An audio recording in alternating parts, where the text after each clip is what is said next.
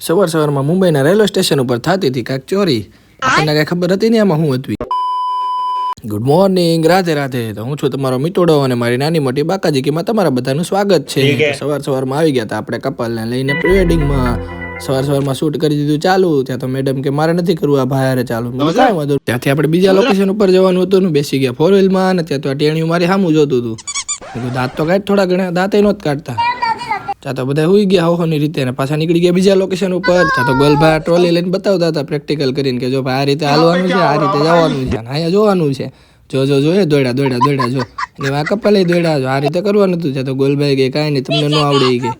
તો બધાને જો કેવી મોજ છે. આ ડ્રોન વાળા ભાઈ બેઠા હતા, એની બાજુમાં વિડીયો વાળા ભાઈ બેઠા હતા. ગોલભાઈ બેઠા બે શૂટ લેતા હતા. તો આવું તે શૂટ આવતું હોય છે કાંઈ. પ્રોફેશનલ ફોટોગ્રાફર રહ્યા ને પાછા. ત્યાં તો મેડમ ની બે આવી ગયા ઓળખામાં બેહીને.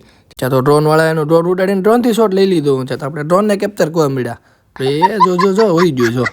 ત્યાં તો કપલને કીધું જરીક આ બાજુ જોઈ લેજો અમારા વિડીયોમાં. ક્યારના બે ભાઈ મતતા હતા પણ આ કઈ બંધ થતું જ નહોતું. ઘડીક મૈથા પણ છું જ નહીં એટલે છું જ નહીં. એક પછી એક બે વાળા બંધ કરતા હતા. પછી કાંઈ નહીં આમને નાખી દીધું, ન ભેગું છું. ત્યાં તો કપલને આપી દીધા પોઝ અને લઈ લીધા એના ફોટા 2-4. ત્યાં તો ભાઈ સરમરિયા પાડવા વચ્ચે આવી જાય. મેં કીધું ભાઈ ઘડીક તો સાઈડ માર્યો એમ. તમારું ફોટો છે ત્યાં તમારા કપલ પાસે જાઓ ને અહીંયા હું કામ આવો છો. ત્યાં તો ક્યાંક ત્યાંથી કંઈક આવો વ્યૂ આવતો હતો. મજા આવી ગયા વ્યૂ જોઈને. ત્યાં તો ત્યાંથી ફોટો શૂટ કરીને આપણે આવી ગયા બીચ તરફ. તો બીચ ઉપરથી કંઈક આવો નજારો હતો, સનસેટ થતો હતો. અને કપલને આપણે કહી દીધું, પોઝ આપી દીધા ને લાઇટિંગ આપીને આપણે વિડીયો વાળા ભાઈને કહી દીધું 2-4 વિડીયો લઈ લો હાલો, પછી હું ફોટો લઈ લઉં. ત્યાં તો અંધારું થઈ ગયું ને ભાઈને કીધું હાલો લાઇટ આપી દો હાલો. ત્યાં તો પ્રી વેડિંગ પતાવીને આપણે નીકળી ગયા સુરત બાજુ. ત્યાં તો હેરાફેરી ચાલુ હતી. ત્યાં ભાઈએ કીધું જોયો હની સિંગ.